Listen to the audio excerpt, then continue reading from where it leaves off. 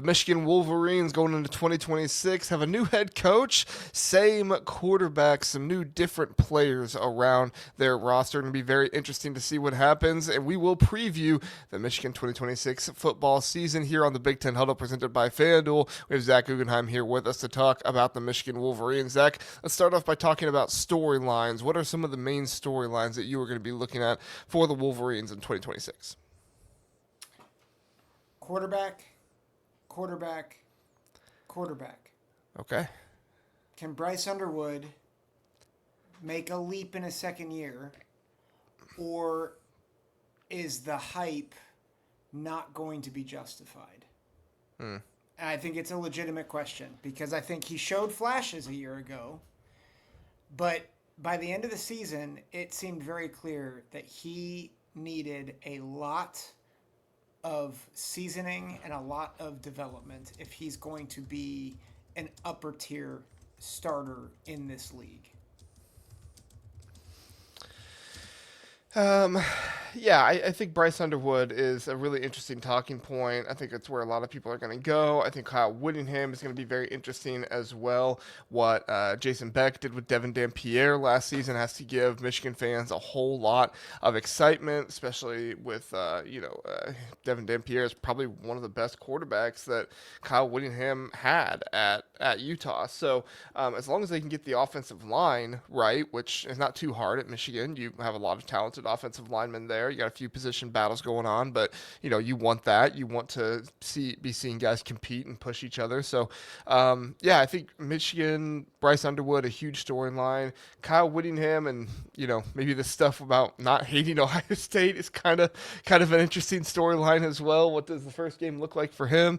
Bryce Underwood and Kyle Whittingham are being very they're just being very grounded in this Ohio State game stuff, and Ohio State's been pretty grounded the past few years, but not nearly as grounded as it sounds like Kyle Whittingham and Bryce Underwood are. That So, is true. That is very true. okay. All right. Well, let's go ahead and take a look at the offense, Zach. Unless you had any other storylines you wanted to talk about. Well, I think Kyle Whittingham.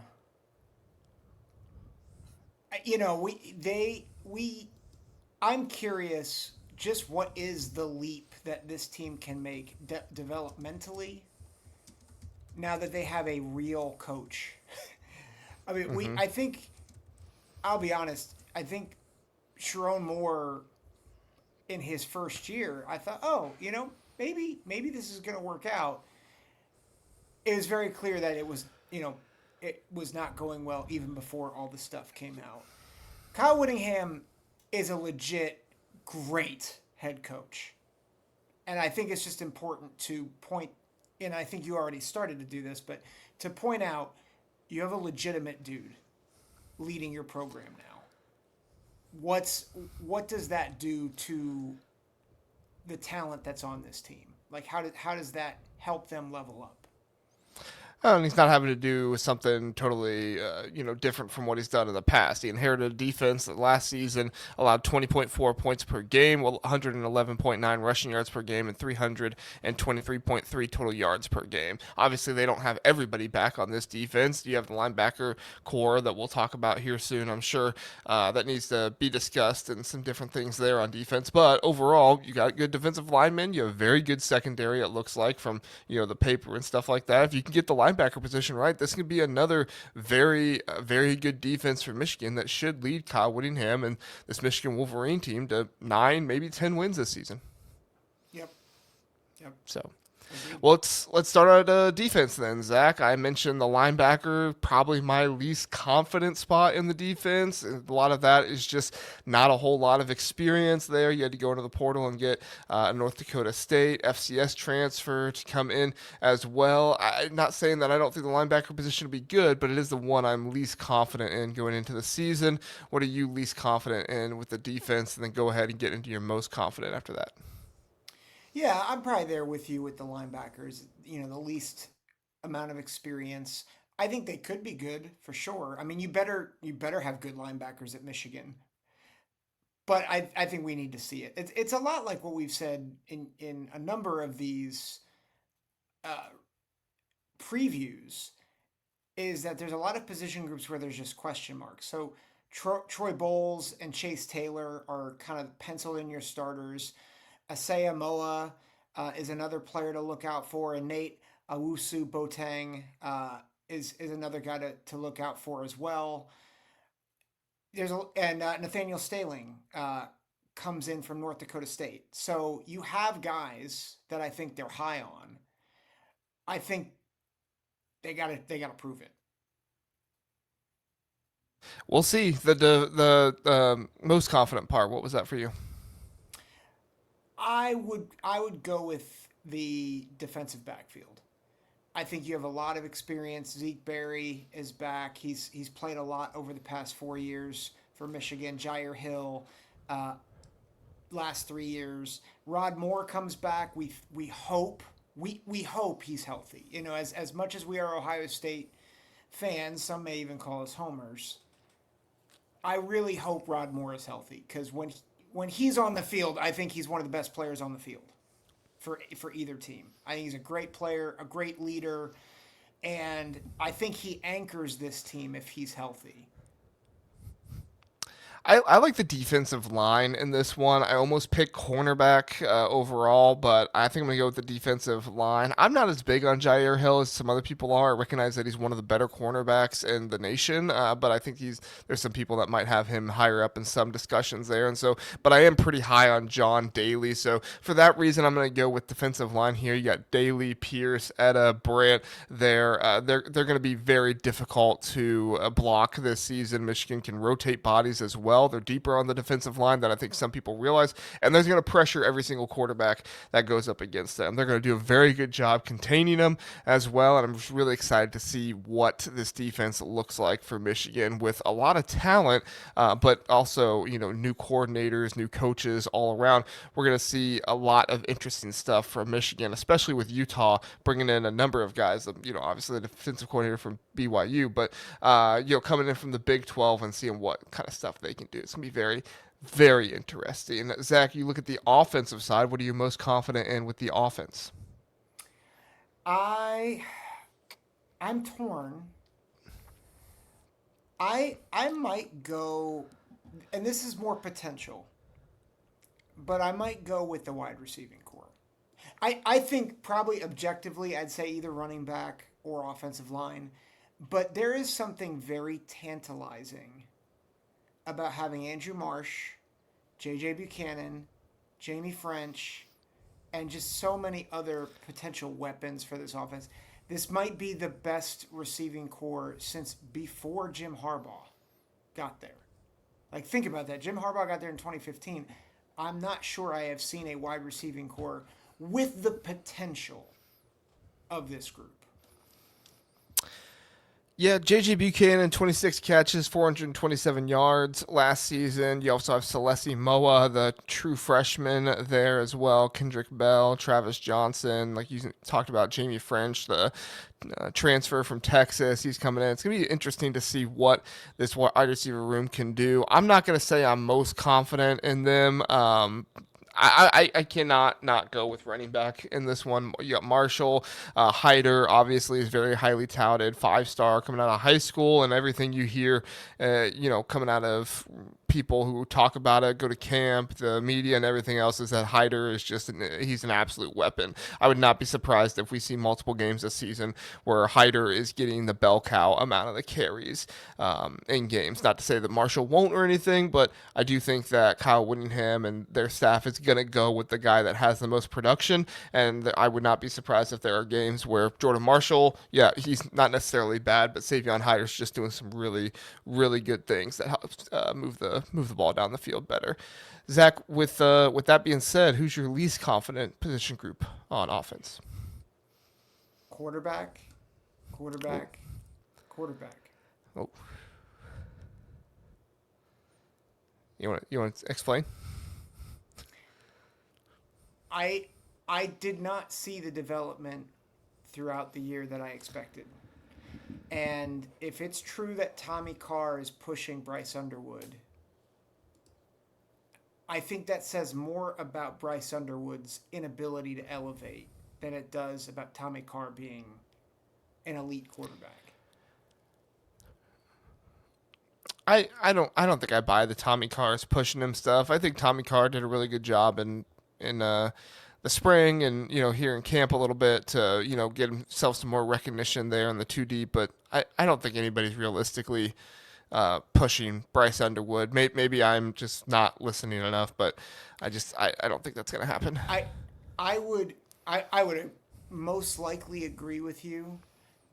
I think it would be a disaster for Michigan if the Uber recruit that they invested so much money in gets beat out by I think the 28th ranked quarterback in his recruiting class, something like that. That would not be ideal. No, not ideal at all. I think one thing that is going to have to help Bryce Underwood this season, but it is the thing I'm most concerned about, is pass protection. So I won't say the entire offensive line. I mean, they had rushed for 210 yards per game last season. It's hard to say you're concerned about an offensive line that brings back that kind of rushing total, rushing average, sorry, per game. So I'm going to go with the offensive line, but just the pass blocking. They did allow 28 sacks last season, and you have some legitimate battles going on for left tackle and also left and right guard. So Kyle Whittingham's going to have to get those things short up and away. Blake Frazier, Evan Link, and Andrew Babalola obviously were the left tackle position battle going into the spring or going into the fall here. I think that Evan Link is starting to battle more into the guard position now, and we're seeing Blake Frazier and Andrew Babalola get more of those reps out there at left tackle. We'll see what happens. I think it's a great move. I did not like Evan Link at left tackle. I just didn't think he could play out there in space very well, and I think he'd be much better suited for a guard. Yeah, yeah, and I think I think a strength of this team is the run blocking, but I'm with you. I think Babaloa comes with a lot of hype. And I think if he hits, I think that solves a good chunk of the pass protection. But very similar, we got to see it. Like they really struggled against, they really struggled allowing sacks. Part of that was, I think, Bryce Underwood's inability to read defenses, and he held the ball too long. Mm-hmm. But some of that was legitimately on the offensive line as well. Mm-hmm. All right, Zach, let's look at the schedule then for Michigan. Their win total this season sits at, what was it? I think it was 8.5 is where, yeah, 8.5 is where they sit at. Right now, they are favored to go under -184 on FanDuel. So, Michigan here, very tough schedule is obviously contributing to this. This is not your normal 8.5 win total team. I mean, you have teams in the SEC like Ole Miss and LSU that are there at 8.5. Alabama is actually at 8.5 as well. So you do have some of those teams there, but I think this Michigan team has more talent than a couple of those teams. Just from what I kind of believe I've seen from other places and where they go. So I do think this Michigan team probably is better than the 8.5, but it's just the schedule. You look at the schedule they have here. You've got Oklahoma, Iowa, Penn State, and Indiana, but all of those are at home. But then you do get Oregon and Ohio State both on the road. That's going to be a very difficult situation for Michigan. A little bit of favor there, but not very much, having to go on the road to both Oregon and Ohio State. Zach, when you look at the schedule, what do you see for the ceiling of this Michigan football team? We're going ceiling first. Yeah, let's do it.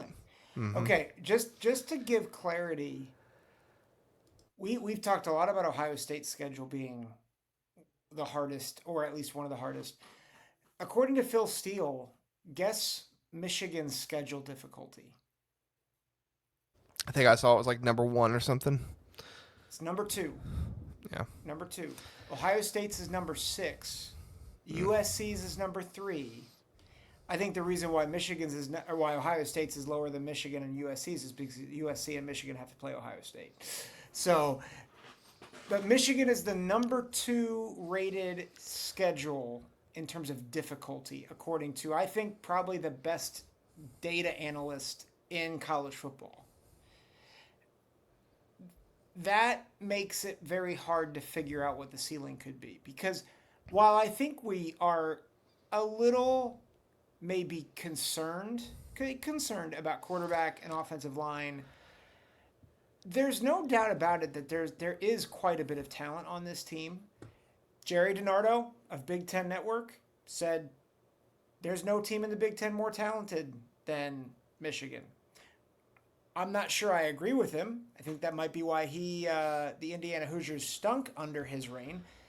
But there's no doubt that this is a talented football team and is probably the most talented since they won the national championship. So what does that mean with a schedule like this? I think they could start 5-0. Like, I don't think Oklahoma is insurmountable. I don't think Iowa's insurmountable. I think they can beat Minnesota. I think they can beat Penn State, Indiana, and not, sorry, hold on. Let me backtrack that. Indiana's at home, so like that's an interesting game. So I'm just gonna put that on the side for a minute. I think they beat Rutgers. I'm on record by saying I think Michigan State upsets Michigan, but we're talking ceilings. So I think they can beat Michigan State. Okay. I think they can beat UCLA. I think that the three games that are like I'm very not confident in are Indiana, at Oregon, and at Ohio State. But they get Indiana at home. So, and Ohio State's only won one of the last five. So I would probably put the ceiling at 10-2 if they get a couple breaks to go their way. I think it's really interesting. I was looking at the FanDuel odds earlier today, and the teams that are 8.5 in the Big Ten, all of them are favored to go under. The teams that are 7.5 in the Big Ten are all favored to go over. And Oklahoma is also at 7.5 in the SEC, and they're favored to go over as well. So this Michigan team is favored to go under. Iowa and Oklahoma are both favored to go over. Indiana is, in fact, the only team with minus odds in the Big Ten in the SEC that has a 10.5 win total to minus odds to go over the win total there. So that's very interesting, kind of how this is all working out. I don't think I'm going to follow the FanDuel odds here. I think Michigan is probably going to get to 9 wins, maybe 8 wins. I don't think they're going to have a complete collapse at 7 or anything like that. And I'm with you on the 10-win ceiling. I almost went with 11 wins just because, Ohio State is very winnable and you get Indiana at home. But I find it very hard to think that they're going to be able to win every single game and get 2 of Indiana at Oregon at Ohio State. Yeah. I'm with you there. So I think I will say this. I think there is a scenario where they go 6-6, and I think that's maybe the floor because you have Oklahoma. Like that's obviously not a gimme. They got beaten Norman last year. I think if Iowa is the best version of Iowa, I think Iowa can go into Ann Arbor and beat Michigan. I think Penn State can beat Michigan. Now it's coming off bye, but I think Penn State can win. And we know Indiana, Oregon, and Ohio State can win. And I think Michigan State, that rivalry game, I know a lot of people will laugh at it, but there's a lot of attention on Michigan, Ohio State. Pat Fitzgerald's kind of sneaking in the weeds there. Mm-hmm. And I'm just saying, maybe I'm the only one on this island, and I'm okay with that. Circle November 7th. One, it's my wedding anniversary, so send me presents. But circle November 7th for Michigan State. Makes sense. I'm going to go with a 7-5 floor on this one. I don't think they're going to go 6-6, but I think they get Western Michigan, UTEP, most likely get Minnesota. I'm not with you on the Michigan State thing. I'm sorry. Can Michigan State win? Certainly, they can win. I'm not predicting it. So, and then I think they get Rutgers, and I think if it was at UCLA, I would not give it to them, but since it's at home, I think they're going to get UCLA. So out of those, you really just need one more, and I think they can get one more out of Oklahoma, Iowa, Penn State, Indiana, Oregon, and Ohio State, even in worst case scenario. So I'm going to go 7-5 here. I'm going to give my expectation, and my expectation is for Michigan to go 8-4. I fully acknowledge there's a possibility of them going 9-3 here. I think it's really hard to beat all of Oklahoma, Iowa, and Penn State. On top of a little bit of questionable game at Minnesota, getting UCLA. You do have the rivalry game against Michigan State. So I'm going to go with 8-4 here. I think they get Iowa. I think they split Oklahoma and Penn State, and then they lose to Indiana, Oregon, and Ohio State. I, I'm. I'll be honest. I'm between 7-5 and 8-4, and I think we'll go 7-5. Wow. And part of what I'm concerned about with Michigan now, if Underwood ratchets it up, there we go. I can talk. Then I think this changes. But if they are one dimensional on offense, and you've got to play the defenses of Oklahoma, Iowa, uh, Indiana, Oregon, and Ohio State. Like, I just don't know how you win those games if you are going to be one dimensional. And I didn't even name Penn State. Like, I think that is a tough ask. So I think that's the challenge is, can Underwood do enough to alleviate the pressure in the run game? I think he has the weapons to do it. But he's got to progress to a point where the passing game takes pressure off the run game. We will see. It's going to be a very interesting season for Michigan. We hope that you will join us on the season as we have previews of the entire week on Tuesday nights at 9 p.m. Eastern Time. Me and Zach live here on YouTube. And then we also have recaps of the entire week on Sunday night, 9 p.m. Eastern Time on YouTube. Come and join us for those. And then also subscribe to the Big Ten Huddle so you can get more fall camp intel, things like that coming out. Fall camp right now. And then, of course, we will be doing videos about games and all those different things too. So thanks for watching, everybody. We appreciate it. Have a good one. We'll see you next time.